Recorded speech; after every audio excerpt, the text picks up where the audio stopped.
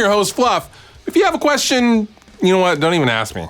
Just don't even. I'm gonna be gone for a while. Can't film FAQ Mondays. So you know what? Talk amongst yourselves.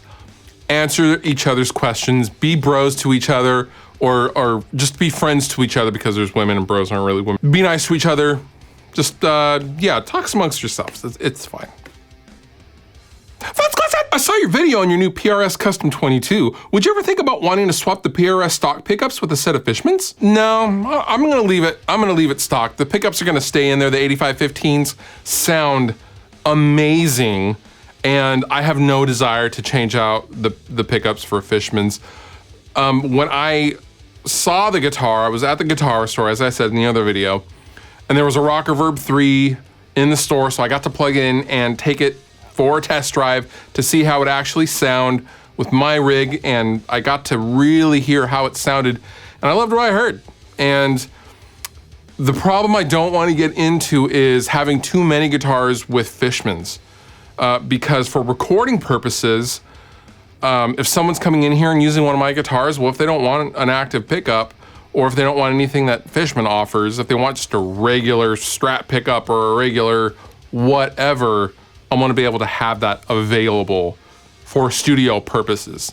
So I just don't feel the need to replace the Fishmans in the PRS at this time. I just really love how the 8515s sound. The whole guitar just feels incredible. I'm even leaving the tremolo in the Custom 22 floating.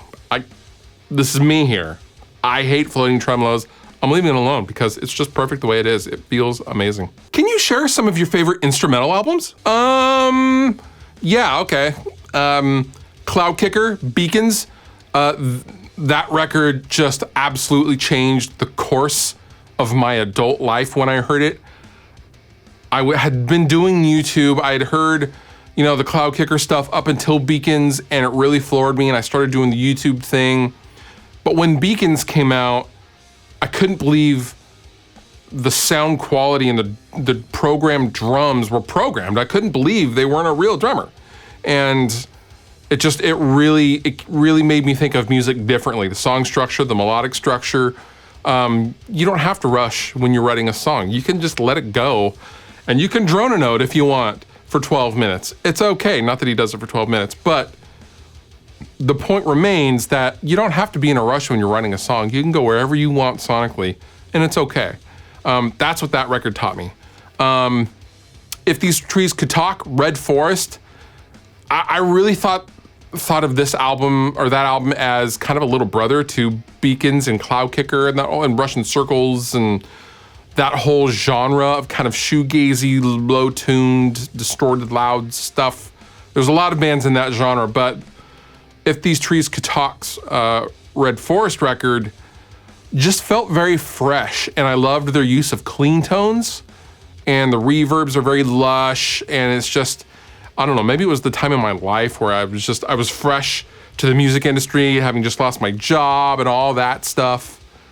I don't know what it is, but I still love that record and get it out every once in a while. Even today, I have it on vinyl. Yeah. And lastly, let's go for 3.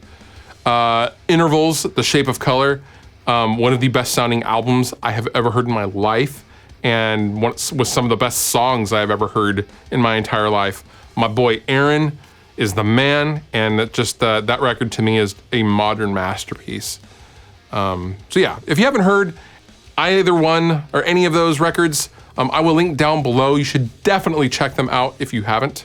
They're incredible. I'm going to be a senior next year, and in college, I want to pursue music production. Should I do it? I've had this question a few times before.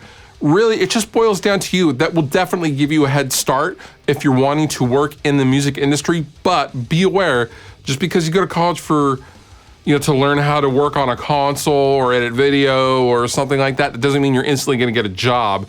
You are still going to have to start from zero and doing stuff for free to get your foot in the door. Somewhere, at some place, you're still gonna have to intern somewhere, but you won't feel as lost as if you just went in there cold. So if I had a chance to take music production stuff when I was first starting out, I definitely would have.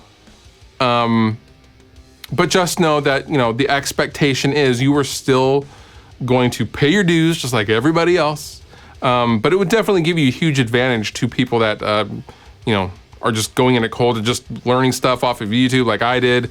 That road was much, much harder to travel, and it was 3 times as hard in my estimation, as opposed to just interning and learning from an educational place like a college or, studio or something like that. So, if you can do it, do it.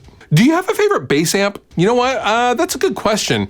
One of my bass playing friends once told me all non-bass players love Ampeg. And what he meant by that was there's so much more out there than Ampeg, although I love the sound of a classic Ampeg.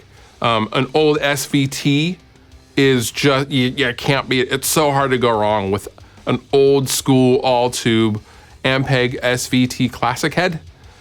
I also love the Mesa Boogie D800 Plus that we use in Rest Repose. Very, very different from an SVT, although there are certain things about it that are very SVT-like. I love the orange stuff. The 8200 is amazing. And the Mesa Boogie 400 was a classic Cliff Burton. I mean, it's good enough for Cliff Burton. It's good enough for me.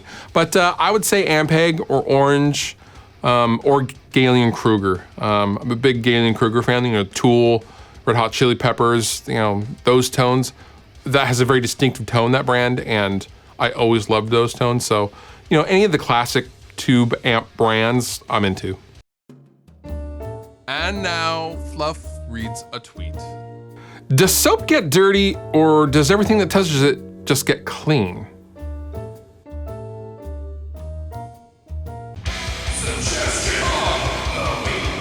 My suggestion to you this week is to check out the new Parkway Drive album, Reverence. I love this album. It was mixed by Josh Wilbur, and he has been around a long, long time. And this album sonically is just incredible. I think the songwriting is amazing. They've really branched out from their metalcore days to straight metal. And I love the dynamics of the songs. A lot of people don't like this album because it's just too far that way. All I ever hear from all of my friends are, it's not Horizons. Of course it's not Horizons. It's like people that say, oh, it's not Master of Puppets. Like, well, go listen to that album if you like it so much. But they are clearly getting tired of what they have been doing as a band for the last few years. This album is one of their best. I really, really love it from a songwriting standpoint. It's fresh, it's awesome, it's heavy, it sonically sounds incredible. And if you like anything heavy, I highly recommend you check it out.